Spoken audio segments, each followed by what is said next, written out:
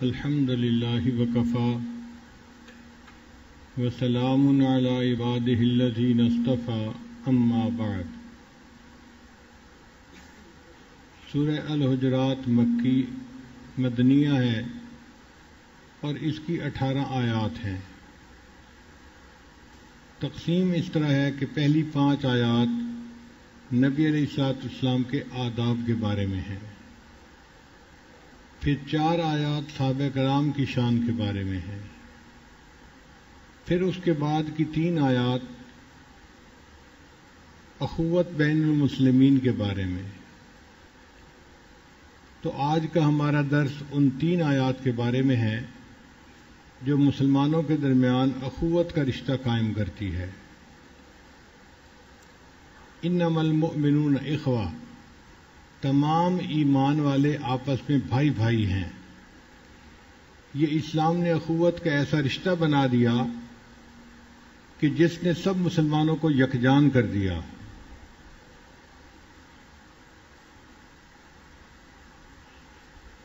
جو پہلی 5 آیات تھیں ان کا خلاصہ بھی ساتھ ساتھ یاد کرتے چلیں تاکہ سبق یاد رہے۔ اس میں ہمیں 3 اہم باتیں بتائی گئی تھیں: لا تقدموا، لا ترفعوا، لا تجہروا بالقول، لا تجہروا له بالقول۔ تو یہ 3 باتوں میں سب آداب کو سمیٹ کے رکھ دیا گیا۔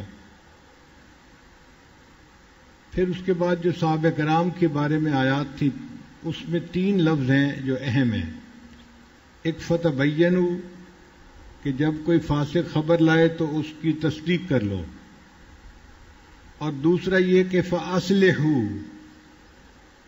2 بھائیوں کے درمیان، 2 گروہوں کے درمیان آپس میں تم صلح کرواؤ، واقسطوا، اور عدل کے ساتھ کرو، یہ نہ کہ تم ایک سائیڈ پہ ہو جاؤ، خیال دونوں کا رکھو تاکہ مساوات رہے۔ تو پہلی 5 آیات میں 3 لا بڑے اہم تھے اور دوسری 4 آیات میں یہ 3 لفظ بڑے اہم تھے۔ اب اس کے بعد ایک تیسرا باب شروع ہو رہا ہے، انما المؤمنون اخوۃ فاصلحوا بین اخویکم، بے شک ایمان والے سب بھائی بھائی ہیں، ان کے درمیان صلح کرواؤ، واتقوا اللہ، اللہ سے ڈرو، لعلکم ترحمون، تاکہ تمہارے اوپر رحمتیں برسائی جائیں۔ گھروں میں یہ معاملات پیش آتے رہتے ہیں، بھائی بھائی کی لڑائی، بہن بھائی کی لڑائی، ساس بہو کی لڑائی اور نند بھابھی کی لڑائی، یہ روزمرہ کی چیزیں ہیں، کوئی گھر اس سے خالی نہیں ہے۔ جس جگہ انسان بستے ہیں وہاں یہ جھگڑے چھوٹے موٹے ہوتے ہی ہیں، مگر جو گھر کے بڑے ہوں ان کو چاہیے کہ آپس میں صلح و صفائی کروا دیا کریں، معاملے کو دیکھیں کہ کیا ہے، اس کو بھی سمجھائیں اس کو بھی سمجھائیں اور آپس میں صلح و صفائی کروا دیں۔ اگر بچوں کو ان کے حال پہ چھوڑ دیں گے تو یہ جھگڑے بڑھ جائیں گے، دشمنیاں بن جائیں گی اور دلوں میں فرق آ جائے گا اور ایک دوسرے سے دشمنی دل میں آ جائے گی۔ شریعت اس چیز کو پسند نہیں کرتی کہ ایک جگہ پر رہیں اور دل ایک دوسرے سے متنفر ہوں۔ دور رہیں مگر دلوں میں محبتیں ہوں، یہ بہتر ہے بنسبت اس کے کہ قریب رہیں اور دلوں میں نفرتیں ہوں۔ یہ منافقت کی زندگی اللہ کو پسند نہیں ہے، اس لیے فرمایا کہ انما المؤمنون اخوۃ، سب مسلمان آپس میں بھائی بھائی ہیں۔ تو کلمہ پڑھنے کی وجہ سے بھی ہمارا ایک رشتہ بنتا ہے ایمان کا، ایک خونی رشتہ ہوتا ہے جو اقارب کا ہوتا ہے، ان کے درمیان صلہ رحمی کرنی اللہ کو بہت پسند ہے۔ اور اس سے اور بڑا رشتہ ایمان کا رشتہ، کہ جو بھی مسلمان ہے وہ تمہارا بھائی ہے، لہذا تم آپس میں بھائی بھائی بن کے رہو۔ پھر اس سے اوپر ایک اور بھی رشتہ بنتا ہے وہ ہے انسانیت کا رشتہ، کہ بھلے کافر ہو مسلمان ہو مگر ہیں تو انسان، تو انسان ہونے کی وجہ سے بھی وہ اللہ کی مخلوق ہیں، ان کا آپس میں رشتہ ہوا، وہ بھی ایک دوسرے کا اکرام کریں۔ دین اسلام کتنا خوبصورت دین ہے۔ ایک یہودی کا جنازہ آ رہا تھا تو نبی علیہ السلام اس کو دیکھ کر کھڑے ہو گئے، تو ایک صحابی نے کہا اے اللہ کے رسول یہ تو یہودی ہے، تو نبی علیہ السلام نے فرمایا یہودی ہے مگر انسان تو ہے نا، میں تو انسانیت کے احترام کی وجہ سے کھڑا ہو گیا کہ ایک انسان کا جنازہ آ رہا ہے، تو نبی علیہ السلام نے ہمیں احترام انسانیت بھی سکھایا۔ تو پھر مسلمان ہونے کا رشتہ تو اور بھی زیادہ گہرا رشتہ ہے۔ اب ہم بھائی بھائی بن کے کیسے رہ سکتے ہیں جب دلوں سے نفرتیں ختم ہو جائیں، کینہ ختم ہو جائے، دشمنیاں ختم ہو جائیں؟ یہ دشمنیاں کیوں آتی ہیں؟ اس کی دو بنیادی وجوہات ہیں، اور عجیب بات ہے کہ یہ اللہ کے کلام کی اعجاز ہے کہ اللہ نے ساری روحانی بیماریوں کو دو بیماریوں میں سمیٹ کے دکھا دیا۔ ایک بیماری ہے تمسخر اڑانا۔ اکثر لوگوں کی عادت ہوتی ہے، انسان ہے نا، کبھی کسی موڈ میں ہوتا ہے کبھی کسی موڈ میں، تو وہ مذاق کو پسند کرتا ہے۔ تو شریعت نے اس کو منع نہیں کیا، مگر ایسا مذاق نہ ہو کہ جس سے دوسرے کی حقارت دل میں آئے، دوسرے کو چھوٹا سمجھ کے اس کا مذاق اڑانا، یہ منع ہے۔ ویسے تو اللہ کے محبوب صلی اللہ علیہ وسلم بھی کبھی کبھی ایسی بات فرمایا کرتے تھے کہ جس سے صحابہ مسکراتے تھے، ہنس پڑتے تھے، یہ سنت ہے۔ اور واقعی ایک جیسا ہی بندہ موڈ رکھے ڈپریشن والا تو پھر ایسے لگتا ہے کہ جیسے یہ زندوں کا گھر ہی نہیں، شاید کوئی مردوں کا گھر ہے۔ چنانچہ اللہ کے حبیب صلی اللہ علیہ وسلم کبھی کبھی مزاح فرمایا کرتے تھے، اس پر محدثین نے مستقل باب لکھے ہیں۔ حضرت انس رضی اللہ عنہ نبی علیہ السلام کے خادم تھے، بچے تھے، تو نبی علیہ السلام کبھی کبھی ان کو پکارتے تھے، او دو کانوں والے۔ اب بتائیے کون بندہ دو کانوں والا نہیں ہے؟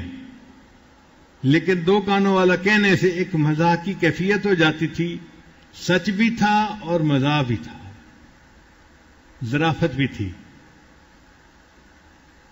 ایک صحابی نے نبی علیہ السلام سے اونٹ مانگا، ان کو اونٹ کی ضرورت تھی۔ نبی علیہ السلام نے فرمایا نہیں، میں تو تمہیں اونٹ کا بچہ دوں گا۔ اور وہ بڑے پریشان، اے اللہ کے حبیب صلی اللہ علیہ وسلم مجھے تو اونٹ چاہیے۔ نبی علیہ السلام فرمانے لگے نہیں، میں تجھے اونٹ کا بچہ دوں گا۔ کافی دیر پریشانی کے بعد جب وہ کہنے لگے اے اللہ کے حبیب جب مجھے اونٹ کی ضرورت ہے آپ اونٹ کا بچہ کیوں دیں گے؟ فرمایا بھائی میں تمہیں اگر اونٹ بھی دوں گا تو وہ بھی تو اونٹ کا بچہ ہی ہوگا نا۔ کیا خوبصورتی تھی اس مزاح میں کہ حقیقت بھی تھی اور مزاح بھی۔ ایک بوڑھی عورت آئی، اے اللہ کے حبیب میں کیسے جنت جاؤں گی؟ نبی علیہ السلام نے فرمایا کوئی بوڑھی عورت جنت جائے گی نہیں۔ اب وہ بوڑھی تو رونے دھونے لگ گئی۔ نبی علیہ السلام نے فرمایا ہاں بالکل کوئی بوڑھی عورت جنت میں نہیں جائے گی۔ جب اچھی طرح اس نے آنسو بہا لیے، رو دھو لیا، تو ام المومنین نے عرض کیا اے اللہ کے حبیب صلی اللہ علیہ وسلم ایسی بھی کون سی بات ہے کہ کوئی بوڑھی عورت ہی جنت میں نہیں جائے گی، آپ شفاعت کریں گے تو جا سکتی ہے۔ تو نبی علیہ السلام نے فرمایا عائشہ اصل بات یہ ہے کہ جو عورت بھی جنت میں جائے گی اللہ اس کی عمر 18 سال بنا دیں گے، تو جوان عورت بن کے جائے گی، بوڑھی ہو کے نہیں جائے گی۔ تو ظرافت بھی تھی اور اس میں سچ بھی تھا۔ یہ نبی علیہ السلام کی احادیث سے ثابت ہے۔ چنانچہ صحابہ کرام میں بھی ایک ایسے صحابی تھے جو بہت مزاحیہ موڈ کے تھے، اور باقی صحابہ ان سے بہت سکیئرڈ رہتے تھے، بہت ڈرتے تھے، حتیٰ کہ ابو بکر و عمر بھی ان سے گھبراتے تھے کہ یہ بندہ اس قسم کا ہے کہ کہیں اگر موڈ میں آ گیا تو پھر ہمارا تماشا بنا دے گا۔ ان کے مزاح کیسے تھے؟ ایک دفعہ ایک صاحب ملنے کے لیے آئے، انہوں نے اپنا اونٹ باہر درخت کے ساتھ باندھا اور نبی علیہ السلام کی مجلس میں آ کے بیٹھ گئے. نبی علیہ السلام کی باتیں سننے لگے. اب یہ صحابی گئے اور ان کے ساتھ جا کے بیٹھ گئے. السلام علیکم. وعلیکم السلام. ان سے حال احوال سارا پوچھا. آپس میں جیسے تعارف ہو جاتا ہے, محبت ہو گئی. اب یہ بھی بات سنتے رہے, وہ بھی بات سنتے رہے.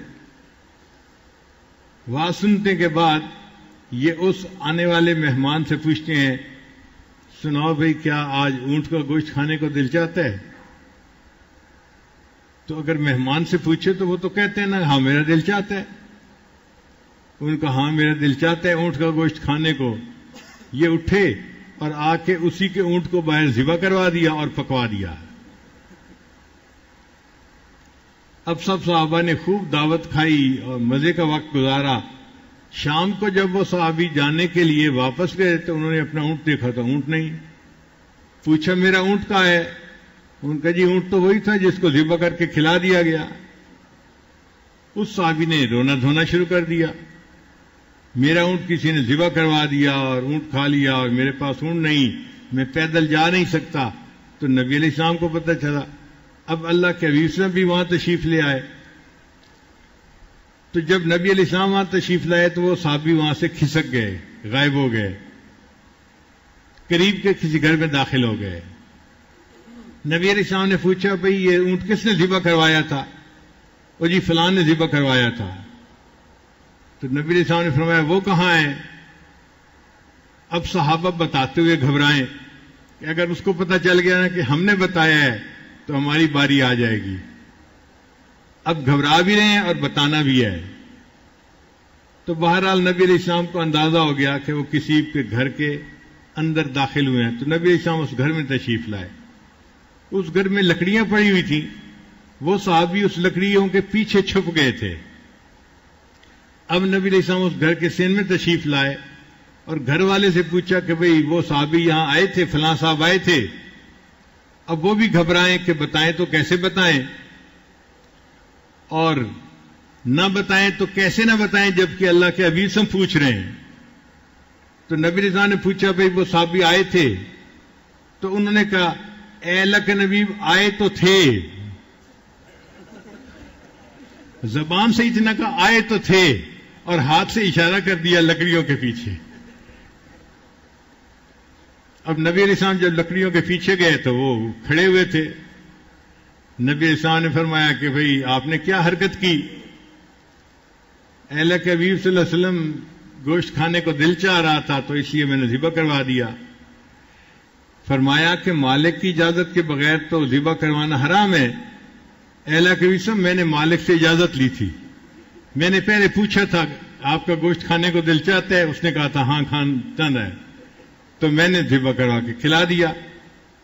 تو نبی علیہ السلام نے فرمایا کہ اب اس نے اگر واپس جانا ہے تو سواری کے اونٹ کا کیا بنے گا؟ اللہ کے نبی مجھے پتا تھا آپ موجود ہیں نا, آپ اسے اپنی طرف سے اونٹ دے دیں گے, مسئلہ حل ہو جائے گا.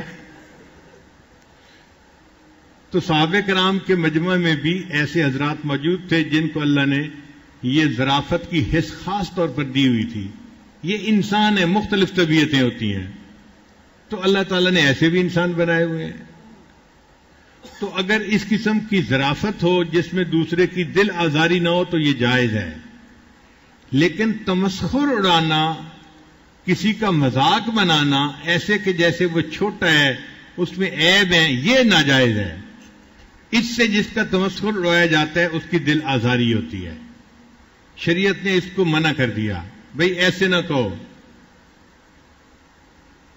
تو فرمایا کہ اے ایمان والو, تم میں سے کوئی ایک قوم دوسری قوم کا مذاق نہ اڑائے. ایک گروپ دوسرے گروپ کا, دو تین مل جاتے ہیں نا جی, بیٹھ کے باقیوں کا مذاق اڑا رہے ہوتے ہیں, کہ تم میں سے ایک گروہ دوسرے گروہ کا مذاق نہ اڑائے. وَلَا نِسَاءٌ مِّن نِسَاءٍ, اور تم میں سے کچھ عورتیں مل کے دوسری عورتوں کا مذاق نہ اڑائیں. جیسے مردوں میں آپس میں مذاق چڑھتا ہے, نوجوان بچیاں بھی آپس میں ہنسی مذاق کرتی رہتی ہیں, تو اس کو مستقل طور پہ منع کیا گیا. کیوں؟ عَسَىٰ أَن يَكُنَّ خَيْرًا مِّنْهُنَّ, ہو سکتا ہے کہ تم جس کا مذاق اڑا رہے ہو وہ تم سے زیادہ بہتر ہے. یہاں شریعت نے کتنی خوبصورت تعلیم دی کہ تم کسی کو اپنے سے کم نہ سمجھو، حقیر نہ سمجھو، صغیر نہ سمجھو، بلکہ ہو سکتا ہے اللہ کے ہاں اس کا درجہ بلند ہو، ہمیں کیا پتا کون کیا ہے، ہم نہیں جانتے۔ چنانچہ حضرت مولانا محمد مکی حجازی دامت برکاتہم نے واقعہ سنایا کہ حرم میں باب عمرہ کے باہر ایک آدمی تھا، بیٹھا رہتا تھا، میلے کچیلے کپڑے ہوتے تھے اور عجیب اس کا حال تھا، سمجھ میں نہیں آتا تھا، مگر ہر وقت قرآن پڑھتا رہتا تھا، ہر وقت قرآن پڑھتا رہتا تھا، اور کوئی جماعت کا اتنا پابند بھی نہیں تھا۔ کبھی مسجد میں نظر آتا تھا حرم میں، اور کبھی حرم میں جماعت ہو رہی ہے اور وہ بیٹھا ہوا ہے اپنے حال میں۔ تو فرماتے تھے کہ میں حیران ہوتا تھا اور اس کو دیکھ کے یہ محسوس کرتا تھا کہ بندہ تو یہ کوئی خاص ہے، لیکن کس حال میں ہمیں کیا پتہ، اللہ عالم، اللہ جانتا ہے۔ اگر کہ اس کو پیسے دیتا تھا 5 ریال 10 ریال، وہ بالکل نہیں لیتا تھا۔ تو حضرت فرماتے ہیں کہ ایک دفعہ ایک مولوی صاحب آئے حج کے لیے، تو گزرتے ہوئے میں نے انہیں بتایا کہ یہ کوئی بندہ ہے، مگر ہے کسی خاص حال میں، ہر وقت قرآن پڑھتا رہتا ہے، مگر سگریٹ بھی ٹکا کے پیتا ہے، ایک سگریٹ کے اوپر دوسری، اس کے بعد تیسری، سگریٹ بھی پیتا رہتا ہے اور قرآن بھی پڑھتا رہتا ہے، پتہ نہیں یہ کس حال میں ہے، اللہ جانے۔ تو وہ مولوی صاحب کہنے لگے، مولانا یہ سارے فقیر ہوتے ہیں اور ان کے مانگنے کے طریقے ہوتے ہیں، یہ 5 ریال 10 ریال اگر لے لیں تو پھر ان کو زیادہ کون دے، تو یہ زیادہ لینے کا طریقہ ہوتا ہے کہ تھوڑے نہیں لیتے۔ تو مولانا فرماتے ہیں کہ میں خاموش ہو گیا کہ ٹھیک ہے، ان کی اپنی سوچ ہے۔ تو مولوی صاحب نے 100 ریال کا نوٹ نکالا جیب سے، کہنے لگے میں اس کو 100 ریال دیتا ہوں، دیکھتا ہوں لیتا ہے کہ نہیں لیتا۔ اب وہ 100 ریال کا چمکتا ہوا ایک نوٹ لے کے نہ گئے اور انہوں نے جا کے اس فقیر کو پکڑانے کی کوشش کی، تو فقیر نے آگے سے قرآن پاک کی آیت پڑھی، ان المنافقین یخادعون اللہ وہو خادعہم۔ اور وہ مولوی صاحب کو تو پسینے چھوٹ گئے، وہ توقع نہیں کرتے تھے کہ یہ فقیر آگے سے یہ آیت پڑھے گا۔ آئے کہنے لگے کہ مولانا آپ بالکل ٹھیک کہتے ہیں، یہ عام فقیر نہیں ہے، یہ کوئی خاص ہی اللہ کا بندہ ہے۔ تو حضرت فرماتے ہیں کہ اب دیکھنے میں وہ حقیر نظر آتا تھا، لیکن حقیقت کیا تھی اس کو بندے نہیں جانتے، اللہ جانتے ہیں کیا ہے۔ تو ہمیں معاملے کو اللہ پہ چھوڑ دینا چاہیے۔ ہم خدا نہیں ہے کہ ہم مسلط ہو جائیں کسی کے اوپر کہ بھئی تو کون ہے اور کیوں ہے اس حال میں۔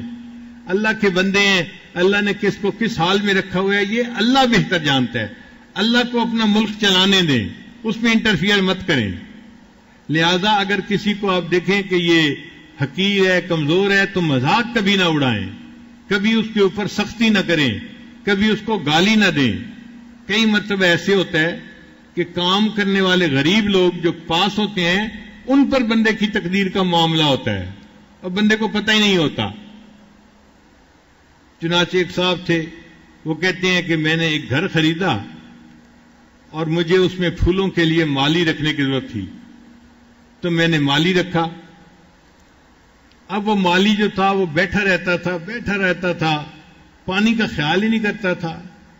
کبھی یہ بوٹا جل گیا، کبھی وہ پودا جل گیا، کبھی وہ پودا جل گیا۔ میں اسے ڈانٹتا بھی تھا، وہ سن لیتا تھا، چپ رہتا تھا اور پھر کام میں اسی طرح سستی کرتا تھا۔ کبھی سویا رہتا، کبھی پڑا رہتا، کبھی خیالوں میں گم رہتا۔ اب کس حال میں ہے مجھے کیا پتا؟ میں تو یہ کہتا کہ اس کو کام کی طرف دھیان ہی نہیں، توجہ ہی نہیں۔ ایک دفعہ گلاب کا پودا جو تھا وہ مر گیا، اس نے پانی نہیں دیا تھا، تو مجھے بڑا غصہ آیا۔ کہنے لگے کہ میرا کاروبار بھی خوب چل رہا تھا، میں کروڑوں میں کھیل رہا تھا۔ مجھے جو غصہ آیا تو میں نے اس مالی کے ایک تھپڑ لگایا کہ تو میری بات سمجھتا کیوں نہیں؟ پڑا رہتا ہے، پانی نہیں دیتا، کام نہیں کرتا، میں تجھے ایسی تنخواہ مفت میں دیتا ہوں، دفع ہو جا یہاں سے۔ اب جب میں نے اسے کہا نا دفع ہو جا یہاں سے، تو خاموشی سے اس نے اپنا سامان اٹھایا اور چلا گیا۔ کہنے لگا اس کے جانے کی دیر تھی، دوسرے تیسرے دن مجھے کاروبار میں نقصان ہونا شروع ہو گیا۔ ایک نقصان، دوسرا نقصان، تیسرا نقصان، 1 سال کے اندر کاروبار سارا نقصان میں چلا گیا۔ میں خود فٹ پاتھ پہ آ گیا، خود مانگنے والا بن گیا. کہتے ہیں میں بڑا پریشان تھا, بڑا استغفار بھی کیا, اور میں نے سوچا میں کسی اللہ والے کے پاس جاتا ہوں. تو میں ایک کسی اللہ والے کے پاس گیا, میں نے سارے حالات سنا کے پوچھا, حضرت میرے اوپر یہ حالات گزرے ہیں اور اب میں خود فقیر بن گیا ہوں مانگنے کی حالت میں. انہوں نے فرمایا کہ تمہارے پاس کوئی کام کرنے والا تھا جس پر تم نے سختی کی اور اس کو دھکے دے کے نکال دیا, اس کے ساتھ تمہارا رزق وابستہ تھا, تمہارا رزق تمہارے گھر سے نکل گیا تھا, اب تم بھی فقیر بن کے سڑک کے اوپر بھیک مانگو. تو ہمیں نہیں پتا ہوتا کہ کام کرنے والوں میں سے کون کون ہے اور کس حال میں ہے, اور اللہ نے اس کو کس حال میں رکھا ہوا ہے. آپ سمجھائیں, اچھے انداز سے سمجھائیں. اگر سختی پہ سمجھاتے ہیں تو سمجھائیں, مگر اس کو گالی نہ دیں, دھکا نہ دیں, حقیر نہ جانیں. اس سے منع کر دیا گیا ہے. تو شریعت نے کہا کہ عسیٰ ان یکونوا خیرا منہن, ہو سکتا ہے یہ عورتیں جن کا مذاق اڑا رہی ہیں وہ ان سے بہتر ہوں اللہ کے نزدیک. تو اس لیے مذاق اڑانا شریعت نے منع کر دیا. اور ہماری آپس کے لڑائی جھگڑوں کی بنیادی وجہ بھی یہی بنتی ہے. نئی آنے والی دلہن کا مذاق اڑایا جاتا ہے اور اس کے دل میں ساس اور نند کی نفرت بیٹھ جاتی ہے, یا بڑی بہو چھوٹی بہو کا مذاق اڑاتی ہے اور آپس میں دشمنی شروع ہو جاتی ہے. اس لیے تمسخر جو ہے یہ ہماری تمام کینہ بنیاد, دشمنی اس کی بنیاد بن جاتی ہے. یہاں پر ایک بات ذہن میں رکھیے کہ گناہ سے بندے کو نفرت ہونی چاہیے, گناہگار سے نفرت نہیں ہونی چاہیے. گناہ سے نفرت ہونی چاہیے, گناہگار سے نفرت نہیں ہونی چاہیے. اگر کوئی بندہ گناہگار ہے اس کو سمجھائیں, غصے میں جلدی نہ کریں. کئی ماں باپ نوجوان بچے کو نماز کے لیے اٹھاتے ہیں, ایک دن سستی, دوسرے دن سستی, تو غصے میں آ جاتے ہیں. سور پڑا رہتا ہے, کھا پی کے بیل بن گیا ہے, نماز کا پتہ نہیں. بھائی بیٹا ہے, جوان العمر ہے, اس عمر میں ویسے طبعاً بھی نیند گہری ہوتی ہے. اگر فجر کے اٹھنے میں کوئی کمی ہے تو سمجھاؤ, بار بار سمجھاؤ. ٹیمپر لوز کر جانا اور گالیاں دینا شروع کر جانا یہ اچھی چیز نہیں ہوتی. پیار سے ہی سمجھانا چاہیے. گناہ کرنے والا گناہ سے توبہ تب کرتا ہے جب اللہ توفیق دیتے ہیں. کب توبہ کرتا ہے؟ اللہ کی توفیق کے بغیر کوئی توبہ کر سکتا ہے؟ وما توفیقی الا باللہ, یہ توفیق اللہ کی طرف سے ملتی ہے. اب اللہ کی مشیت میں ابھی توفیق نہیں شامل تو تمہیں کیا مصیبت پڑی ہوئی ہے؟ اللہ کی رضا پہ راضی رہو. ہمارا کام تھا سمجھانا, ہم نے سمجھا دیا. اب اگر وہ نہیں سمجھ پا رہا تو نہیں, اللہ پہ چھوڑو. اللہ اس کے لیے سمجھانے کا کوئی سبب بنائے گا, یا کوئی وقت آئے گا جس وقت پہ اللہ اس کو سمجھا دے گا. کتابوں میں ایک عجیب واقعہ لکھا ہوا ہے. اس واقعے کو الاصابہ فی تمییز الصحابہ میں علامہ ابن حجر رحمۃ اللہ نے نقل کیا ہے. سیدنا عثمان غنی لانو کے زمانے میں ایک نوجوان شخص تھا, سقفی تھا, طائف کا رہنے والا, شاعر تھا اور بڑا سمجھدار. یہ شاعر لوگ جو ہوتے ہیں نا یہ بڑے عقل مند چلاک لوگ ہوتے ہیں, تیز لوگ ہوتے ہیں, مگر طبیعت میں ان کی ایک خاص چیز موجود ہوتی ہے. تو موڈی قسم کے لوگ ہوتے ہیں, اپنے موڈ میں ہوتے ہیں تو ان کے شعر تولد ہو جاتے ہیں, اور جب موڈ میں نہیں ہوتے تو پھر عام بندے کی طرح باتیں کرتے ہیں. چنانچہ شاعر بھی بہت اچھا تھا اور اس کو ایک مرض تھی کہ وہ شراب پی لیتا تھا. ایک مرتبہ شراب پیتے ہوئے پکڑا گیا تو عثمان غنی نے اس کو سزا دلوائی, درے لگوائے. پھر دوبارہ پھر پکڑا گیا, پھر اس پر حد جاری کروائی گئی. جب 2 دفعہ حد جاری ہوئی تو سیدنا عثمان غنی نے سوچا یہ مدینہ الرسول ہے, حرم ہے, یہ بندہ یہاں رہ کے اگر گناہ کرے گا تو یہ زیادہ برا ہے, اس سے بہتر ہے کہ اس کو باہر کہیں بھیج دیا جائے. تو انہوں نے جو لشکر شام کی طرف جا رہا تھا نا, اس لشکر کے ساتھ بھجوا دیا، مگر امیر لشکر کو بتا دیا کہ یہ عادی شرابی ہے، اس کی ذرا نگرانی زیادہ کرنا۔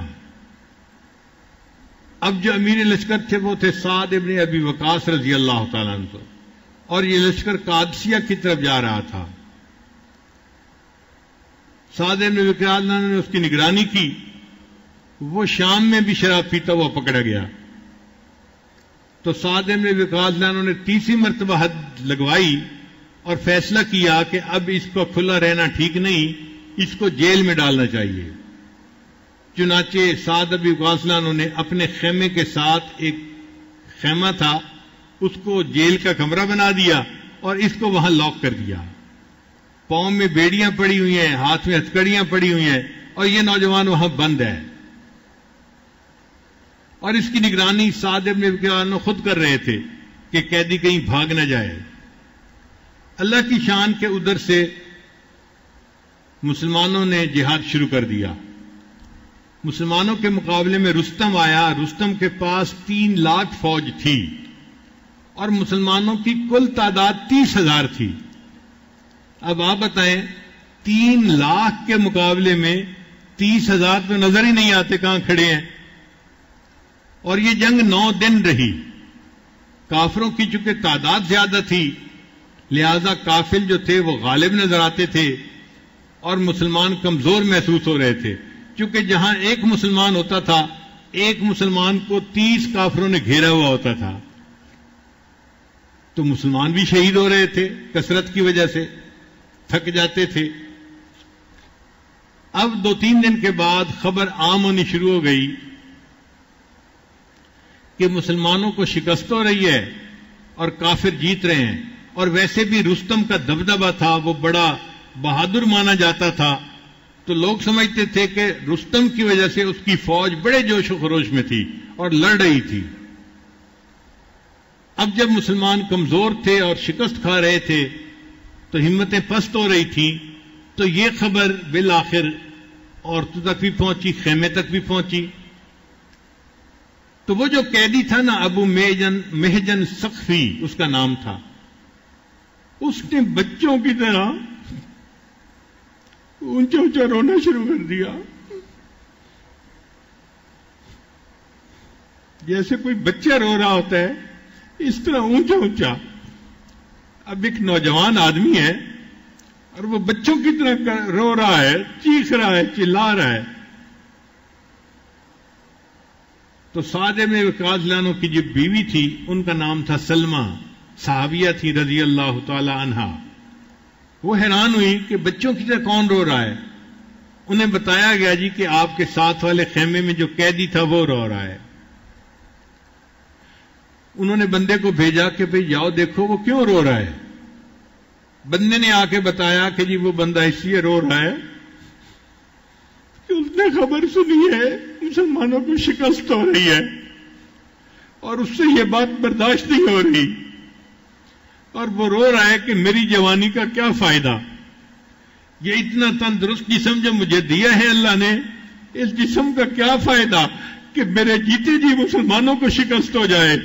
کاش میں آزاد ہوتا، یہ بیڑیاں کھل جاتی، یہ ہتھکڑیاں کھل جاتی، تو آج میں مسلمانوں کے ساتھ مل کے جہاد کرتا اور اسلام کی تقویت کا سبب بنتا۔ اب وہ جو اسلام کے ساتھ محبت تھی وہ اس کے اوپر غالب آ گئی تھی، اس شرابی کے اوپر۔ جب سلمہ رضی اللہ تعالیٰ عنہ نے یہ بات سنی تو انہوں نے پھر ابو محجن سقفی سے خود بات کی کہ بھئی تو شرابی آدمی ہے اور تو اتنا اظہار کر رہا ہے کہ اللہ اور اس کے رسول سے محبت ہے اور میں اس لیے رو رہا ہوں۔ اس نے کہا جی کہ میں شرابی ضرور ہوں، میری عادت ہے، میں پی جاتا ہوں، لیکن میرے دل میں اللہ اور اس کے رسول کی محبت ہے، اور میں بالکل صحیح کہہ رہا ہوں، آج اگر مجھے آزاد کر دیا جائے تو شاید میں دین اسلام کے کام آ جاؤں۔ سلمہ نے پوچھا اس کا کیا حل ہے؟ اس نے کہا جی اس کا حل یہ ہے کہ آپ میرے اوپر اعتماد کریں اور مجھے آزاد کر دیں، اور جو آپ کے خاوند کا سب سے تیز بہادر گھوڑا ہے نا وہ مجھے دے دیں، اور جو اس کی سب سے بہترین تلوار ہے وہ مجھے دے دیں، میں جا کے جہاد کروں گا۔ اگر جہاد میں شہید ہو گیا تو قصہ ختم ہو جائے گا، اور اگر میں زندہ رہا تو میں وعدہ کرتا ہوں اور اللہ کو گواہ بناتا ہوں کہ میں واپس آ کے یہ بیڑیاں خود اپنے پاؤں میں پہن لوں گا۔ لو جی، صحابیہ نے ان کو کھول دیا اور وہ گھوڑے پہ سوار ہوئے، کل اسد، جیسے کوئی شیر بیٹھتا ہے نا اس طرح وہ گھوڑے پہ سوار ہوئے، اور انہوں نے ہاتھ میں تلوار لی اور اپنے آپ کو خوب لپیٹ لیا کہ ان کا چہرہ بھی کوئی نہ دیکھ سکے، پہچان بھی کوئی نہ سکے۔ یہ گھوڑا ایسا تھا کہ اس کے اوپر عام آدمی نہیں بیٹھ سکتا تھا، بہت جری گھوڑا تھا، بہادر گھوڑا تھا، اور بڑا کوئی مشق والا انسان اس کے اوپر سواری کر سکتا تھا۔ اس نے اس گھوڑے کو بھگایا اور مسلمانوں کے لشکر میں جا پہنچا۔ پھر جہاں پر سب سے زیادہ گمسان کی لڑائی ہو رہی تھی نا، مسلمان نرغے میں تھے، وہ وہاں گیا اور اس نے جا کے اللہ اکبر کا نعرہ لگایا اور تلوار چلانی شروع کی۔ اب وہ اتنا مشاق تھا، اتنا وہ یعنی بہادر تھا کہ اس نے تو مولی گاجر کی طرح دشمن کو کتر دیا، دشمن کی صفوں پہ اس کا خوف بیٹھ گیا۔ اب یہی کہ جہاں وہ دیکھتا کہ کوئی مسلمان نرغے میں ہے اور دوسرے لوگ اس کے گرد زیادہ ہیں، دشمن زیادہ ہیں، وہ وہاں جاتا، اللہ اکبر کا نعرہ لگا کے کود پڑتا، اپنے آپ کو اس کے اندر جو ہے وہ گویا ڈال دیتا۔ مگر اتنا وہ تلوار باز تھا کہ اس کی تلوار سے دشمن قتل ہوتے اور دشمن بھاگ کھڑے ہوتے، حتیٰ کہ رستم تک کے دل میں اس کا رعب بیٹھ گیا۔ اب جب اس کا رعب بیٹھ گیا تو کافروں نے پست ہونا شروع کر دیا اور مسلمانوں کا جوش خروش اور بڑھ گیا۔ سعد ابن ابی وقاص اللہ عنہ دور بیٹھے ہوئے یہ سارا منظر خود دیکھ رہے تھے، حیران بھی ہو رہے تھے کہ یہ کون بندہ ہے کہ جس کو ہم پہچانتے بھی نہیں، اور جو صبح ہمارے ساتھ نہیں تھا، اچانک کہیں سے آیا ہے، اور اس کی وجہ سے جنگ کا پاسا ہی پلٹ گیا۔ اللہ نے کیا کہ شام کو اللہ نے مسلمانوں کو فتح عطا فرما دی، قادسیہ فتح ہو گیا۔ اب سعد بن وقاص نے سوچا کہ میں اس مجاہد کو دیکھوں کہ جو فلاں گھوڑے کے اوپر سوار تھا، وہ مجاہد ملتا ہی کہیں نہیں تھا۔ ادھر سے پوچھا، ادھر سے پوچھا، کوئی نہیں ملا۔ اب سعد ابن وقاص اللہ عنہ خوش بھی تھے، حیران بھی تھے۔ خوش اس پہ تھے کہ اللہ نے مسلمانوں کو فتح عطا فرما دی، اللہ نے اسلام کو غالب فرما دیا۔ حیران اس بات پہ تھے کہ وہ مجاہد کہاں گم ہو گیا، کیا آسمان پہ اٹھ گیا یا زمین اس کو نگل گئی یا کہیں چلا گیا۔ خیر اپنے خیمے میں واپس آئے اور اپنی بیوی کو بتایا اللہ نے مسلمانوں کو فتح عطا فرما دی، لیکن مجھے لگتا ہے کہ آج کوئی اللہ تعالیٰ کی خاص مدد ہوئی ہے۔ بیوی نے پوچھا وہ کیسے؟ انہوں نے کہا کہ ایک لگتا ہے کوئی فرشتہ اللہ نے بھیجا تھا، اس کو ہم پہچانتے نہیں تھے، اور اس نے تو سواری کی ہوئی تھی میرے گھوڑے کے اوپر، اور ایسے لگتا تھا کہ میری تلوار اس کے ہاتھ میں ہے، اور وہ اتنا بے جگری سے لڑ رہا تھا، اس ایک بندے کی وجہ سے اللہ نے اسلام کو فتح عطا فرما دی۔ جب انہوں نے یہ واقعہ سنایا تو پھر بیوی نے انہیں بتایا کہ جی وہ فرشتہ نہیں تھا، وہ قیدی تھا جو ہمارے ساتھ والے خیمے میں قیدی ہے۔ سعد بن وقاص بڑے حیران ہوئے، ساتھ والے خیمے میں آ کے دیکھا تو وہ نوجوان بیٹھا ہوا ہے، اسی طرح ہتھکڑیاں پہنی ہوئی ہیں اور پاؤں میں بیڑیاں پہنی ہوئی ہیں۔ تو سعد بن وقاص نے اس سے پوچھا کہ کیا تم نے آج یہ سارا جو ہے نا وہ جنگ کا معاملہ کیا؟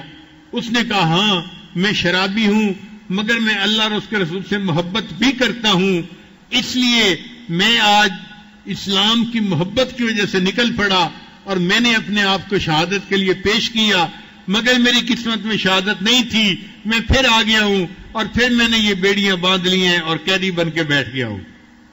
سعد بن وقاص نے فرمایا کہ میں اپنے ہاتھ سے تمہاری ہتھکڑیاں کھولتا ہوں، اور آج کے بعد اگر تو شراب پیے گا بھی صحیح تو میں تمہارے اوپر حد نہیں جاری کروں گا. تمہارے دل میں اگر اللہ کی محبت اتنی ہے تو میں تمہارے پر حد نہیں جاری کروں گا. جب انہوں نے یہ الفاظ کہے، ان الفاظ کو سننا تھا، اس قیدی کے دل پہ اثر ہوا. اس نے قسم اٹھا کر کہا، میں اللہ کو گواہ بنا کے قسم اٹھاتا ہوں، آج کے بعد میں شراب نہیں پیوں گا. توبہ کا یہ وقت تھا جو اللہ نے متعین کیا ہوا تھا. اس نے توبہ کر کے ثابت کر دیا کہ جب اللہ چاہتے ہیں اللہ انسان کو گناہ سے توبہ کی توفیق عطا فرما دیتے ہیں. اس لیے اگر ہم اپنے گھر میں دیکھیں کہ کوئی کسی کے ساتھ مذاق اڑا رہا ہے تو مذاق ایسا ہو کہ خوش طبعی کے طور پر ہو، دوسرے کا دل اس کو محسوس، دوسرے کے دل آزاری نہیں ہونی چاہیے، دوسرے کو چھوٹا نہیں سمجھنا چاہیے، دوسرے کو حقیر نہیں سمجھنا چاہیے، دوسرے کو بے وقوف نہیں سمجھنا چاہیے. جس کو تو پتہ ہی کچھ نہیں، جی یہ تو ہمارے گھر کی ایسی لڑکی ہے، بے وقوف ہے، پاگل ہے، اس کو تو پتہ ہی نہیں ہے. ایسے نہ مذاق اڑائیں کسی کا. یہ مذاق اڑانا منع ہے. اس کی وجہ سے دلوں میں نفرتیں آتی ہیں اور آپس میں دشمنیاں پیدا ہو جاتی ہیں. چنانچہ کام شروع ہوتا ہے تمسخر سے. تو اس آیت میں منع کیا گیا کہ اے ایمان والو، تم میں سے ایک گروہ دوسرے گروہ کا مذاق نہ اڑائے، اور عورتیں دوسری عورتوں کا مذاق نہ اڑائیں. وَلَا تَلْمِزُوا أَنفُسَكُمْ، اور تم دوسروں پر الزام نہ لگاؤ. یہ تو بڑا احمق ہے، یہ تو بڑی بے وقوف ہے، یہ تو جاہل ہے. اس قسم کے الفاظ دوسرے بندے کے لیے الزام ہوتے ہیں. تلمزوا انفسکم، تم دوسروں کو الزام نہ دو. ولا تنابزوا بالالقاب، اور تم دوسرے کو القاب سے بھی نہ پکارو. القاب سے مراد ایسے نام رکھ دینا جس سے دوسرے کی دل آزاری ہو، وہ بھی منع کیا گیا. جیسے کچھ لوگ یہ تو الو ہے، یہ تو گدھا ہے، اس کو پتہ ہی نہیں، اس قسم کا نام رکھ دیتے ہیں. چھوٹا بچہ ہے، اس کا قد چھوٹا ہے اور وہ موٹا ہے، اب اس کا نام رکھ دیا جائے، حضرت فرمارے اس کا نام موٹو رکھ دیا جائے، یا حبیب اللہ کہہ رہے ہیں اس کا نام گٹو رکھ دیا جائے، تو واقعی گٹو کا نام لوگ رکھ دیتے ہیں. ایک بچہ ہمارے قریب میں بھی ہے، اس کو مذاق سے گٹو کہتے ہیں لوگ. تو اس قسم کے نام رکھنا شریعت نے اس کو منع کر دیا گیا. جو نام حقارت پہ مبنی ہو ان کو منع کر دیا گیا. ویسے کئی مرتبہ القاب ایسے ہوتے ہیں جو پہچان کے لیے ہوتے ہیں، تو شریعت نے اس کو منع نہیں کیا گیا. جیسے محدثین میں ایک محدث گزرے حمید الطویل، اونچا قد تھا ان کا، پہچان کے لیے ان کو کہتے تھے حمید الطویل، یعنی ہم اپنی زبان میں کہے تو حمید لمبو، تو واقعی ہے تو لقب، لیکن ان کی پہچان ہی اس وقت ایسی بن گئی تھی، تو محدثین نے ان کو حمید الطویل کے نام سے لکھا ہے حدیث میں، اور یہ برا نہیں بنے گا کیونکہ پہچان کے لیے ہے. اسی طرح آمش کہتے ہیں کہ جو پوری طرح نابینا بھی نہ ہو اور آنکھیں اس کی بند بھی ہوں، چننا بندہ. اور ایک فقیہ گزرے ہیں جن کا نام ہی امام آمش پڑ گیا تھا، تو پہچان کے لیے آمش کا لفظ لینا ٹھیک ہے. اسی طرح ایک صحابی تھے، ان کا نام تھا عبد الرحمن، بلی پالی ہوئی تھی. ان کو ایک مرتبہ نبی علیہ السلام نے ابا ہر کہہ دیا. ہرنتن بلی کو کہتے ہیں اور بلے کو کہتے ہیں ہر، تو نبی علیہ السلام نے ان کو ابا ہر کہہ دیا. اب ان کو نبی علیہ السلام کی مبارک زبان سے یہ نکلا ہوا نام اتنا اچھا لگا کہ وہ کہتے تھے کہ مجھے عبد الرحمن نہ کہا کرو، مجھے ابا ہر کہا کرو، کہ یہ نام میرے محبوب کی زبان سے نکلا ہے. اب ہر کو آگے لوگوں نے تصغیر میں ڈال دیا تو ہریرہ بنا دیا، تو وہ ابو ہریرہ کے نام سے مشہور ہو گئے۔ یہ جو صحابی ابو ہریرہ رضی اللہ تعالیٰ عنہ ان کا نام عبد الرحمن تھا، مگر یہ ابو ہریرہ کے نام سے مشہور ہو گئے۔ اب چونکہ معروف اس نام سے ہوئے تو اس نام سے ان کو پکارنا یہ منع نہیں ہوگا۔ حضرت علی رضی اللہ تعالیٰ عنہ ان کی کنیت شروع میں تھی ابو الحسن، حسن و حسین کے والد تھے حضرت علی رضی اللہ تعالیٰ عنہ، مگر ایک مرتبہ زمین پہ لیٹے ہوئے تھے تو ان کے رخسار پر جسم پر مٹی لگ گئی تھی۔ اب نبی علیہ السلام تشریف لائے اور نبی علیہ السلام نے ان کے رخسار اور جسم پر مٹی لگی دیکھی تو ان کو پکارا ابو تراب، یا ابو تراب۔ اب یہ نام ان کو اتنا اچھا لگا کہ وہ فرمایا کرتے تھے کہ مجھے ابو الحسن کے بجائے ابو تراب کہا کرو کہ میرے آقا نے مجھے ابو تراب کہا ہے۔ تو اگر ایسا نام ہو کہ جس سے لوگ خوش ہوتے ہوں یا ان کی پہچان بن جائے تو اس سے پکارنا برا نہیں ہے، لیکن اگر مزاح ایسا ہو کہ دوسرے کی دل آزاری ہوتی ہو اور دوسرے کی اس میں ذلت ہو اور اس کو چھوٹا سمجھتا ہو تو وہ منع کر دیا گیا، اس ایسا نام نہیں لینا چاہیے۔ تو یاد رکھیں، پہلے مذاق ہوتا ہے، پھر اس کے بعد نام دیے جاتے ہیں اور پھر اس کے بعد الزامات لگائے جاتے ہیں اور یہ چیز نفرت کی بنیاد بن جاتی ہے۔ تو اس آیت میں ایک پورا باب بتا دیا گیا کہ تم کام شروع کرو گے ہنسی مذاق سے، اس وقت تمہارا ارادہ برا نہیں ہوگا، لیکن یہ مذاق چیز ایسی ہے کہ آہستہ آہستہ اس کو شیطان جو ہے نا وہ خوش طبعی کی بجائے تمسخر بنا دے گا، پھر مذاق اڑانے والا حقارت سے مذاق اڑائے گا، کیونکہ عادت ہے نا مذاق اڑانے کی، تو حقارت سے مذاق اڑائیں گے، دوسرے کو چھوٹا سمجھتے ہوئے مذاق اڑائیں گے۔ پھر کیا ہوگا؟ پھر ان کو خطابات بھی دینا شروع کر دیں گے، نام رکھنے شروع کر دیں گے، اور جب الزامات لگائیں گے تو دلوں کے اندر پھر نفرتیں آ جائیں گی۔ فرمایا اگر تم ایسا کرو گے تو آپس میں دلوں کے اندر الفتیں ہوں گی۔ بئس الاسم الفسوق بعد الایمان، یاد رکھ لینا ایمان لانے کے بعد فسق و فجور کا یہ کام کرنا سب سے برا کام ہے۔ تم تو ایمان والے ہو نا، تمہیں یہ زیب نہیں دیتا کہ تم فسق و فجور میں پڑو۔ تو بات خوش طبعی سے شروع ہوگی اور آگے جا کے پہنچے گی الزام تراشی کے اوپر اور فسق و فجور کے اوپر۔ تو فرمایا کہ ایمان لانے کے بعد فسق و فجور کا کام کرنا بہت برا ہے، ایمان والو تم اس سے بچ کے رہنا۔ وَمَن لَّمْ يَتُبْ فَأُولَٰئِكَ هُمُ الظَّالِمُونَ، اور جو توبہ نہیں کریں گے وہی لوگ ہیں جو ظلم کرنے والے ہیں، اپنی جانوں پہ ظلم کرنے والے وہ لوگ ہیں۔ اب اس ایک آیت میں اللہ تعالیٰ نے معاشرے کے اندر جو نفرتیں ہوتی ہیں نا ان کی بنیاد کی ایک بڑی وجہ بیان فرما دی، اور دوسری آیت میں جو نفرت کی دوسری بڑی وجہ ہوتی ہے وہ بیان فرما دی۔ وہ دوسری وجہ کیا ہے؟ دوسری آیت میں فرمایا یا ایھا الذین آمنوا، اے ایمان والو، اجتنبوا کثیرا من الظن، گمان کرنے سے بچو۔ گمان کرنے کا مطلب ہوتا ہے اندازہ لگانا کسی کے بارے میں، اور عورتوں میں یہ عادت بڑی ہوتی ہے،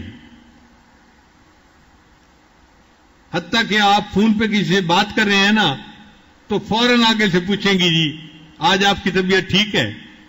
بھئی بندہ سو کے اٹھا ہے تو گلا خراب ہے، اب گلے خراب سے کوئی یہ تھوڑا کہ بندہ بیمار ہو گیا ہے، لیکن تھوڑی سی آواز کی تبدیلی سے فوراً نتیجہ نکال لیں گے جی آج آپ کی طبیعت ٹھیک نہیں ہے جی۔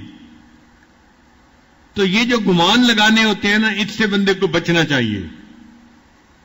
ان بعد الظن اسم، اس لیے کہ بعض گمان گناہ ہوتے ہیں، انسان گمان نہیں کرتا بدگمانی کر بیٹھتا ہے، اور یہ بدگمانی جو ہے یہ ایک دوسرا چیپٹر ہے آپس میں نفرتیں پھیلنے کا۔ پہلے بدگمانی دل میں آتی ہے کسی کے بارے میں، ولا تجسسوا، پھر تجسس پیدا ہوتا ہے کہ ٹو لگاؤ اور پتہ کرو، پھر انسان دروازے کے پیچھے کھڑے ہو کے ان کی باتیں سنتا ہے، پھر انسان ان کی پرائیویسی کو بھی ڈھونڈنے کی کوشش کرتا ہے، عالم الغیب بننے کی کوشش کرتا ہے کہ مجھے پتہ چلے، پھر اس کے میسج پڑھنے کی کوشش کرتا ہے، حتیٰ کہ میاں بیوی کی گفتگو ساس سننے کی کوشش کرتی ہے، بھائی بہن کی گفتگو گھر کی بہو سن رہی ہوتی ہے، گھر کی بہو گھر کا فرد بھی ہوتی ہے اور گھر کی جاسوس بھی ہوتی ہے۔ ولا تجسسوا، اللہ فرماتے ہیں کہ یہ تجسس حرام ہے، تم لوگوں کو زندگی گزارنے دو، ان کے اوپر نگران بن کے نہ اس طرح بیٹھ جاؤ۔ اور اب جب تجسس دل میں آتا ہے پھر بندہ باتیں بھی کرتا ہے، اور اس کو کہتے ہیں غیبت۔ ولا یغتب بعضکم بعضا، تم میں سے بعض کی غیبت نہ کریں۔ تو غیبت کی بنیاد بدگمانی سے ہوتی ہے، یہ بدگمانی تجسس پیدا کرتی ہے، اور تیسرے درجے پر یہ غیبت کی عادت بن جاتی ہے اور انسان آپس میں غیبتیں شروع ہو جاتی ہیں۔ بس پھر ایک ہی بات ہوتی ہے، ساس بہو کی غیبتیں کرتی رہتی ہے، بہو ساس کی غیبتیں، نند کی غیبتیں بھابھی کرتی ہے اور بھابھی کی غیبتیں نند کرتی ہے، آپس میں شروع ہو جاتے ہیں، یہ ایک چیپٹر ہی کھل جاتا ہے۔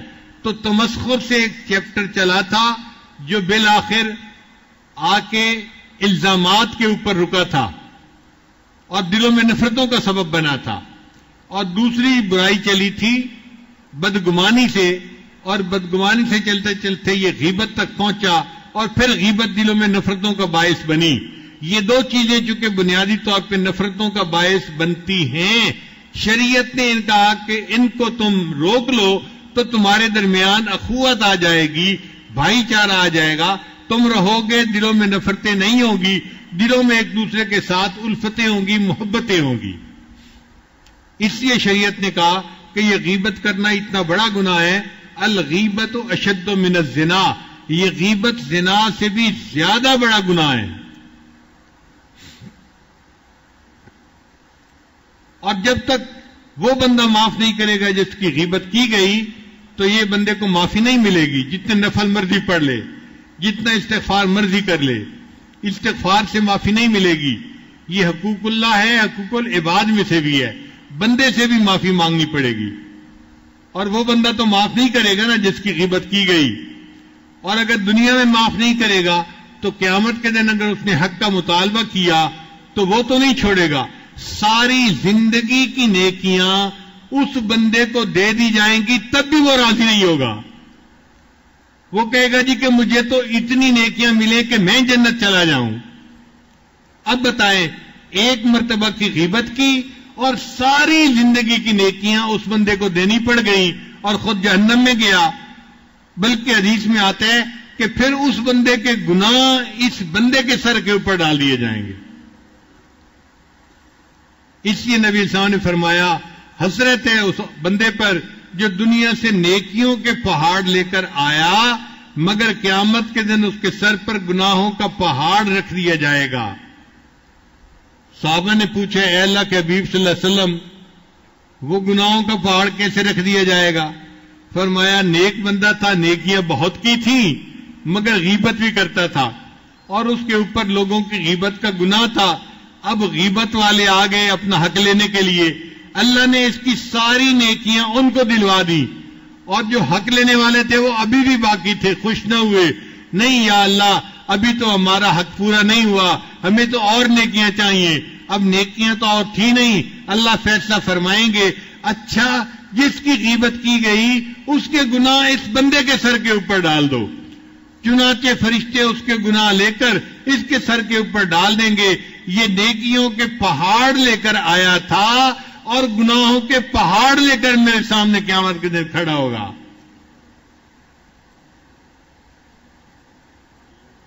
اس لیے امام اعظم علی رحمۃ اللہ فرمایا کرتے تھے، میں کسی کی غیبت نہیں کروں گا، کبھی کسی کے بارے میں بات نہیں کرتے تھے۔ لوگ ان کو تکلیف پہنچاتے تھے اور حضرت ان کے بارے میں زبان ہی نہیں کھولتے تھے، خاموش رہتے تھے۔ لوگ بڑے حیران ہوتے تھے کہ پتہ نہیں حضرت کا ظرف اتنا بڑا کیوں ہے، مگر مخالفین تھے، جہاں فضل و کمال ہوگا وہاں مخالفین ہوں گے، حاسد ہوں گے.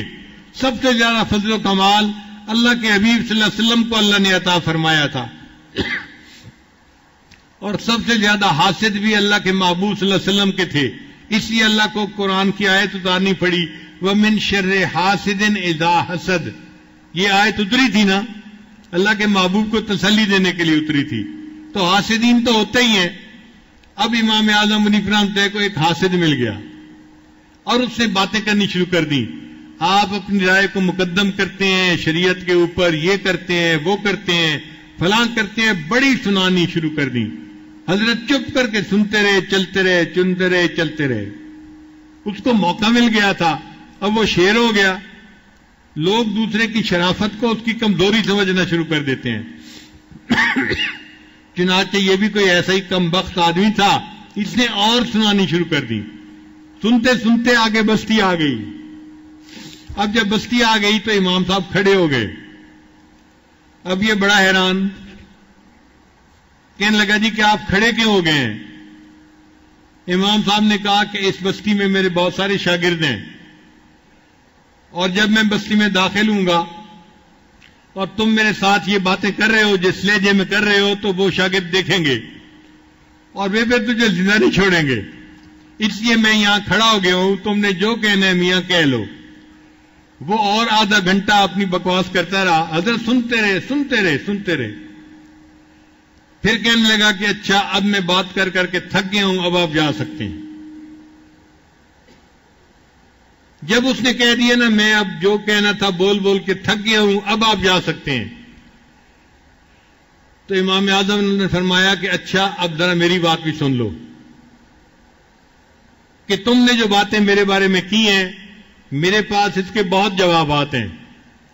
اگر میں چاہتا تو تمہاری ایک بات کے 100 جواب دیتا، میں نے جواب نہیں دیے. اور اگر میں چاہتا تو میں بستی میں چلا جاتا، میرے شاگرد تمہیں یہ بکواس کرتے ہوئے سنتے، وہ تمہاری دھلائی ٹکا کے کرتے، تمہیں یقین تمہیں جو ہے چھٹی کا دودھ یاد آ جاتا. میں نے ایسا بھی نہیں کیا. اور اگر میں چاہوں تو تمہیں پتہ ہے کہ بادشاہ وقت میرے ساتھ بہت محبت کرتا ہے، میں اس کو شکایت کروں کہ اس بندے نے میری بے عزتی کی تو میں قاضی اور جج سے بھی اور بادشاہ سے بھی شکایت کر سکتا ہوں اور تمہیں سزا بھی دلوا سکتا ہوں، اور وہ سزا میں تمہیں نہیں دلواؤں گا. اور اگر میں چاہوں تو میں قیامت کے دن اللہ کے سامنے اپنے حق کا مطالبہ کروں گا، اس بندے نے میری دل آزاری کی تھی اور اللہ تعالیٰ تم سے مجھے حق دلوائیں گے، مگر میں وعدہ کرتا ہوں میں قیامت کے دن بھی تم سے اپنے حق کا مطالبہ نہیں کروں گا. اب جب اس بندے نے یہ سنا کہ ان کے دل میں میرے لیے اتنی خیر خواہی ہے اور میں ان کے ساتھ اتنی بدخواہی کا معاملہ کر رہا ہوں، اس کو احساس جرم ہوا. اس کی آنکھوں میں آنسو آ گئے، شرمندگی چہرے پہ آ گئی. اچھا میں آپ کے ساتھ اتنا برا کر رہا تھا، آپ مجھے قیامت کے دن بھی نہیں پکڑیں گے؟ حضرت نے فرمایا ہاں، اور میں تجھے ایک بات اور بتا دوں کہ اگر قیامت کے دن اللہ رب العزت نے میرے اوپر فضل فرمایا اور مجھے جنت جانے کا حکم فرمایا، میں وعدہ کرتا ہوں تمہیں ساتھ لیے بغیر میں جنت میں نہیں جاؤں گا. اس بندے نے پاؤں پکڑ لیے امام اعظم حنیفہ رحمۃ اللہ علیہ کے اور اس مخالفت سے ہمیشہ کے لیے توبہ کر لی. تو اس لیے معاشرے کے اندر نفرتیں پھیلنے کی بنیادی وجوہات دو ہوتی ہیں. ایک اندازے لگانا، گمان کرنا، اور جو بدگمانی ہوتی ہے. شریعت نے کہا ظن المؤمنین خیرا، تم ایمان والوں کے بارے میں اچھا گمان کرو. ہر بات کی کوئی اچھی تعویل بھی تو ہو سکتی ہے، اچھی تعویل کرو. کیا اچھی تعویل کریں؟ ایک بندہ سویا ہوا ہے، اور جس نے فجر کی نماز نہیں پڑھی، بھئی اچھی تعویل بھی تو ہو سکتی ہے. ہو سکتا ہے کہ ارلی وقت میں اٹھ کے فجر پڑھ لی ہو اور دوبارہ پھر سو گیا ہو، تو یہ ضروری تو نہیں کہ کس نے نماز قضا کر دی ہے. کیوں بدگمانی کر رہے ہو؟ اچھا گمان بھی کر سکتے ہو. تو شریعت کہتے ہیں کہ مومنین کے ساتھ اچھا گمان کرو. یہاں تک کہ شریعت نے یہاں تک فرمایا کہ اگر کوئی بندہ دیکھے ایک غیر محرم مرد اور ایک غیر محرم عورت ایک گھر میں اکیلے تھے اور وہ وہاں سے باہر نکلے اور دونوں کے جسموں سے پتہ چلتا تھا کہ انہوں نے غسل بھی کیا ہوا ہے، تو شریعت کہتی ہے کہ یہ نہ سوچو کہ انہوں نے زنا کیا اور غسل کیا، بلکہ یہ سوچو کہ یہ غسل توبہ کر کے نکلے ہیں۔ ان دونوں نے اپنے گناہ سے توبہ کرنی تھی، غسل کیا اور اب توبہ کی نیت کر کے یہ گھر سے باہر نکل رہے ہیں۔ یہ نہ سوچو کہ زنا کر کے نکل رہے ہیں، یہ سوچو یہ توبہ کر کے نکل رہے ہیں۔ تو شریعت ہمیں اتنی اچھا گمان کرنا سکھاتی ہے، اور ہم کیا سوچتے ہیں، کوئی کسی سے بات کر رہا ہے، یہ بھی برا کر رہا ہے، وہ بھی برا کر رہا ہے، وہ بھی برا کر رہا ہے، یہی چیز بدگمانی بنتی ہے، اور یہی چیز زبان سے نکل جائے تو یہ بہتان تراشی بن جاتی ہے۔ چنانچہ امام اعظم امام مالک رحمۃ اللہ کے زمانے میں مدینہ میں ایک عورت فوت ہوئی، اس کو غسل دینے کے لیے دوسری عورت آئی۔ اب ایک عورت پانی ڈال رہی تھی اور دوسری عورت جسم کو صابن سے جیسے مل مل کے دھوتے ہیں دھو رہی تھی۔ اب یہ جو نہلانے والی تھی یہ ران کو مل مل کے دھو رہی تھی اور باتیں بھی کر رہی تھی۔ باتیں کرتے کرتے غسل دینے والی عورت کا جو ہاتھ تھا نا وہ اس مردہ عورت کی ران کے ساتھ چپک گیا، جڑ گیا۔ کھینچتے ہیں تو الگ نہیں ہوتا۔ دوسری عورت بھی پریشان۔ اب غسل دینے والیوں کو تو 1 گھنٹہ 2 گھنٹہ کئی گھنٹے گزر گئے۔ باہر سے مردوں نے شور مچایا کہ بھئی غسل کیوں نہیں ختم ہو رہا، میت کو تیار کرو، ہم جنازہ پڑھائیں، قبرستان لے جائیں۔ پھر بات سامنے آئی کہ جی غسل دینے والی کا ہاتھ چپک گیا ہے اس کے جسم سے، اور اب ہاتھ جو ہے وہ ہٹتا نہیں پیچھے۔ بہت زور لگا کے دیکھ لیا۔ لوگوں نے کہا کہ جی ٹھیک ہے، پھر ایسے کرو کہ میت کی ران کا کچھ گوشت کاٹ دو، ہاتھ الگ ہو جائے گا اور پھر میت کو دفنا دیا جائے گا۔ تو میت والے کہنے لگے کون ہے کہ جو ہمارے میت کا گوشت کاٹے، ہم تو یہ بے حرمتی نہیں ہونے دیں گے، تم نے کاٹنے ہیں تو اس کا ہاتھ کاٹو۔ اب وہ جو غسل دینے والی عورت کے رشتہ دار تھے وہ آگے، کون ہے ہماری عورت کا ہاتھ کاٹنے والا، ہم تو نہیں کاٹنے دیں گے۔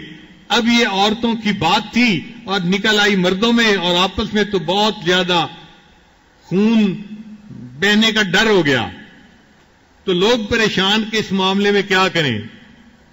کسی نے امام مالک رحمۃ اللہ کو بتایا تو حضرت اس جگہ تشریف لائے کہ بھئی کیوں مسلمانوں کے درمیان خون ریزی ہو رہی ہے۔ حضرت کو مسئلہ بتایا گیا۔ حضرت نے فرمایا مجھے موقع دیا جائے کہ میں ان عورتوں سے پردے میں خود گفتگو کروں اور پوچھوں کہ یہ معاملہ ہوا کیسے ہے۔ چنانچہ ان عورتوں کو چادریں دے دی گئیں، انہوں نے اپنے آپ کو چہرہ چھپا لیا۔ امام مالک رحمۃ اللہ نے جا کے ان سے پوچھا کہ یہ واقعہ پیش کب آیا؟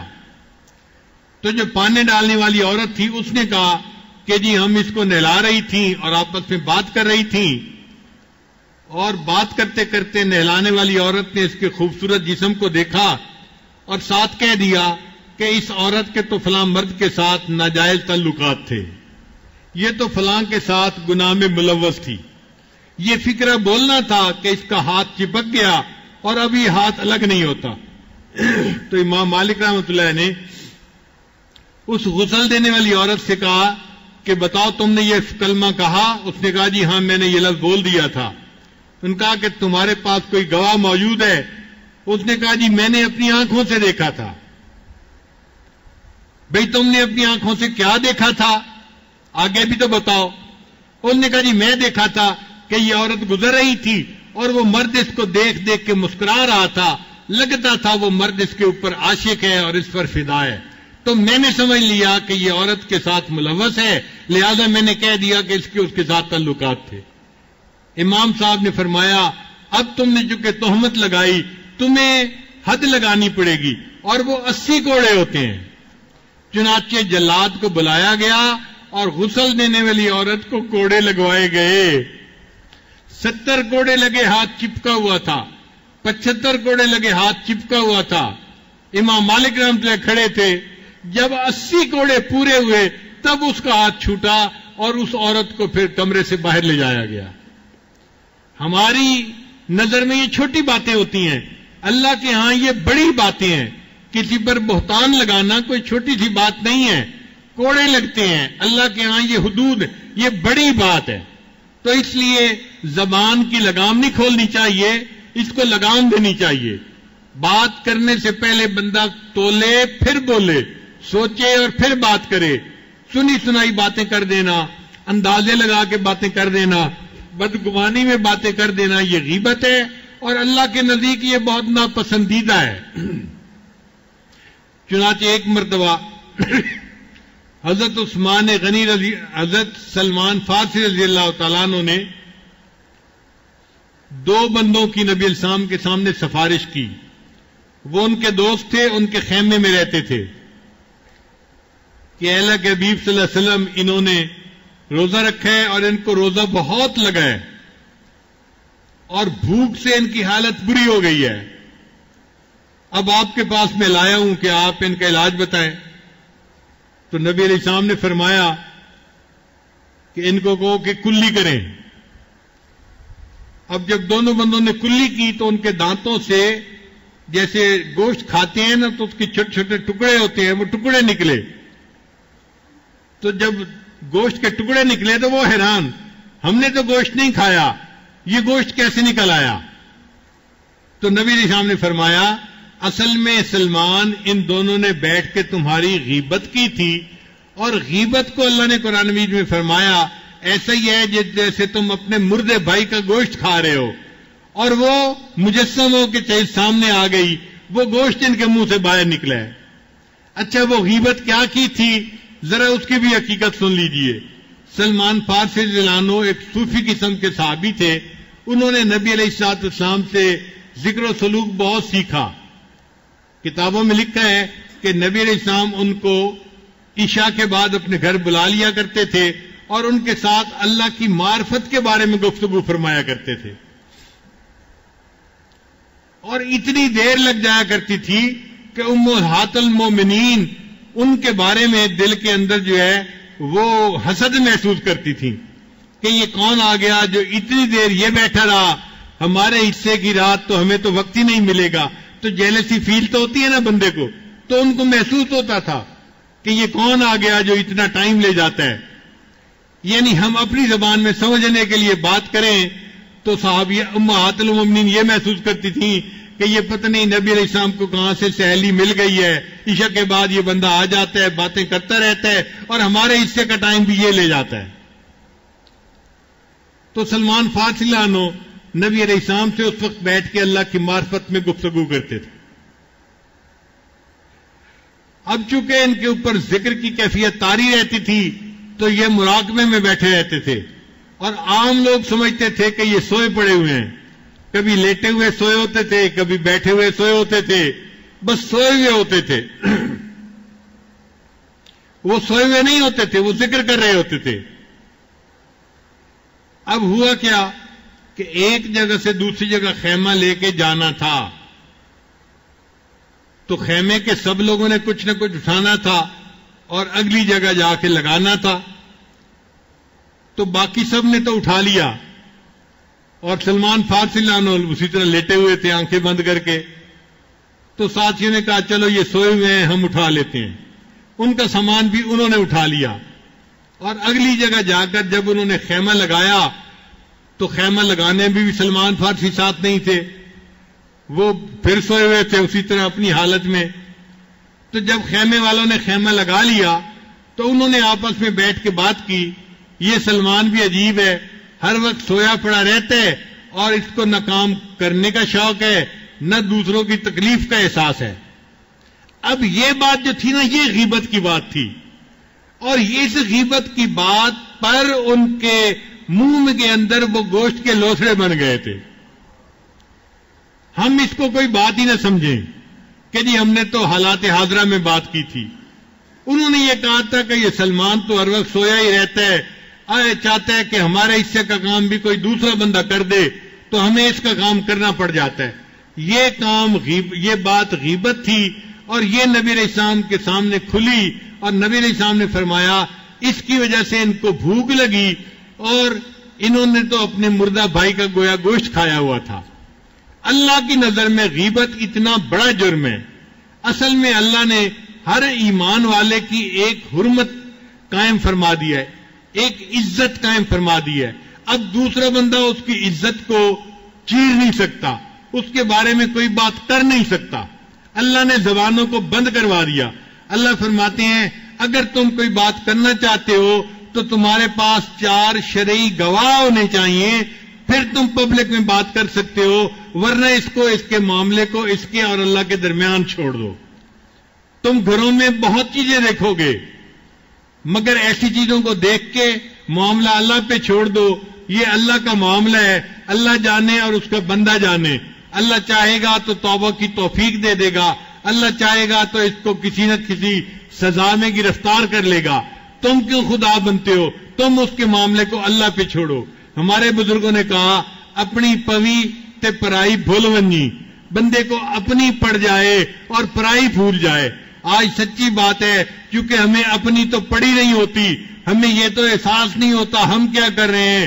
ہماری آنکھیں کھلی رہتی ہیں، دوسروں کے چہروں کو دیکھتی رہتی ہیں اور ہم دوسروں کے عیب ٹٹولتے پھرتے ہیں. ہم دوسروں کے عیب سننے کے لیے کان بڑے بڑے ہاتھی جیسے بنا لیتے ہیں اور سنتے رہتے ہیں دوسروں کی باتیں اور اپنے آپ کو بھول جاتے ہیں. تو شریعت نے غیبت سے منع کیا اور فرمایا کہ غیبت کرنے والا ایسے ہوتا ہے جیسے اپنے مردے بھائی کا گوشت کھا رہا ہے. وَلَا يَغْتَبْ بَعْضُكُمْ بَعْضًا أَيُحِبُّ أَحَدُكُمْ أَن يَأْكُلَ لَحْمَ أَخِيهِ مَيْتًا فَكَرِهْتُمُوهُ. کیا تم میں سے کوئی اس بات کو پسند کرتا ہے کہ وہ اپنے مردہ بھائی کے گوشت کو کھائے؟ تم اس سے کراہت کرتے ہو. وَاتَّقُوا اللَّهَ، اللہ سے ڈرتے رہنا. إِنَّ اللَّهَ تَوَّابٌ رَحِيمٌ، بے شک اللہ تعالیٰ توبہ کو قبول کرنے والا ہے اور گناہگاروں پر رحمت فرمانے والا ہے. اس لیے غیبت سے بچنا چاہیے. علماء نے مسئلہ لکھا ہے کہ چند مواقع ہیں جس میں غیبت کے جرم پر پکڑ نہیں ہوتی. وہ کون سا؟ جب اصلاح کی نیت سے کسی کو بتایا جائے کہ جی اصلاح ہو جائے گی. مثلا بچے کی کوئی بات دیکھی، آپ اس کے والد کو بتاتے ہیں یا ماں بچے کی بات اپنے خامد کو بتاتی ہے تو وہ غیبت نہیں بنے گی. اگر وہ بھی نہ بتائے کہ جی غیبت نہ ہو جائے تو اصلاح کیسے ہوگی؟ یا شاگرد کی بات استاد کو بتانا جہاں اصلاح ممکن ہو. جہاں اصلاح نہیں، انفارمیشن دینا مقصد ہے، وہ غیبت ہے، اس پہ پکڑ ہوگی اور یہ کبیرہ گناہ ہے. تو گویا معاشرے میں نفرتیں بڑھنے کی بنیاد 2 بڑے گناہ ہیں. پہلا بنیاد ہے ہنسی مذاق کی عادت، ایک دوسرے کو مختلف ناموں سے پکارنا اور القابات دینا. اس کو شریعت نے منع کر دیا ایک آیت میں، اور دوسری آیت میں شریعت نے بدگمانی سے منع کیا، اس لیے کہ بدگمانی کے بعد بدزبانی آتی ہے اور بندہ غیبت کا مرتکب ہوتا ہے اور دلوں میں نفرتیں آ جاتی ہیں. اگر ہم بدگمانی اور تمسخر کی 2 بیماریوں پہ کنٹرول کر لیں تو ہم غیبت سے بھی بچ جائیں اور دشمنیوں سے بھی بچ جائیں، ہمارے گھر جنت کا نمونہ بن جائیں، ہم محبت کے ساتھ ایک دوسرے کے ساتھ زندگی گزارنے والے بن جائیں. اب یہ حسن دیکھیے قرآن مجید کا، جس نے مسائل کے اتنے بڑے معاشرے کے مسائل کو 2 فکروں کے اندر سمیٹ کے رکھ دیا. دنیا کا کوئی بڑے سے بڑا عقل مند حاکم، کوئی بڑے سے بڑا سمجھدار بندہ اتنے مختصر الفاظ میں بات کو نہیں سمیٹ سکتا. یہ اللہ کے کلام کا اعجاز ہے. اللہ نے 3 لفظوں میں پہلے بات سمجھائی کہ مسلمان بھائی بھائی ہیں، ایک دوسرے کا اکرام کرنا، اور 2 فکروں میں بات سمجھا دی کہ تم غیبت نہ کرنا، تجسس نہ کرنا، تم آپس میں بدگمانی نہ کرنا، اس بدگمانی کی وجہ سے نفرتیں آئیں گی اور گناہ زیادہ ہوں گے اور معاشرہ ایسے بنے گا کہ کئی دفعہ گھر جہنم کا نمونہ بن جاتے ہیں. اللہ تعالیٰ ہمیں گناہوں سے توبہ کی توفیق عطا فرمائے اور اللہ ہماری اصلاح فرمائے. وآخر دعوانا ان الحمد للہ رب العالمین.